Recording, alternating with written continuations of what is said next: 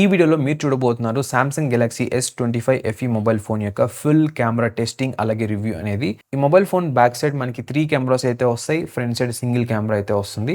Previous FE models లాగానే ఈ మొబైల్లో కూడా మనం మాక్సిమం 8K 30 FPS వరకు అయితే వీడియోస్ అనేది రికార్డ్ చేయొచ్చు. ఇకపోతే ఈ కెమెరా స్పెసిఫికేషన్స్ అనేది ఆల్మోస్ట్ 95% దగ్గరగా అయితే ఉంటాయి ప్రీవియస్ మోడల్తో కంపేర్ చేసుకున్నట్లయితే. ఇక్కడ కనిపిస్తున్న డిఫరెంట్ జూమ్ లెవెల్స్ లో క్లిక్ చేసింది, అది కూడా డే టైమ్ కండిషన్ అవుట్డోర్స్ లో. ఇకపోతే ఇక్కడ మీకు లైట్ అనేది షిఫ్ట్ అవుతుంది చూసారా, 0.66 నుంచి 1x వరకు.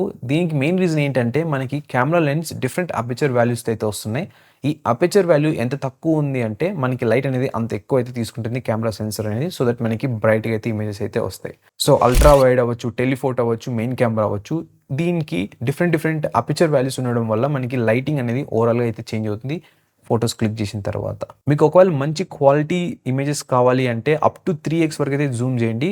ఒకవేళ కొంచెం డీటెయిల్స్ లాస్ అయినా పర్లేదు, బట్ స్టిల్ బాగుండాలి అంటే అప్ టు 10x వరకు అయితే వెళ్ళొచ్చు. 10x దాటి వెళ్తున్నారంటే అంటే ఫర్ ఎగ్జాంపుల్ 30x వరకు వెళ్తున్నారంటే మాక్సిమం మీకైతే అక్కడ ఎక్కువ డీటెయిల్స్ అయితే ఉండవు, బట్ ఓకే పిక్చర్ చూడడానికి అయితే ఉంటుందన్నమాట. ఇంకోటి ఏంటంటే ఈ 30xలో మనం ఫొటోస్ క్లిక్ చేసినప్పుడు మొబైల్ కెమెరా యాప్లో మనకైతే అంత డీటెయిల్స్ అయితే కనపడవు అనమాట. బట్ వన్స్ మనం క్లిక్ చేసిన తర్వాత ఇది కొద్ది టైం తీసుకుని ప్రాసెస్ చేస్తుంది.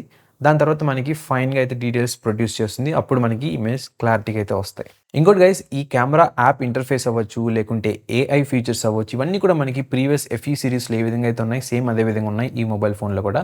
ఎటువంటి చేంజెస్ అయితే లేదు.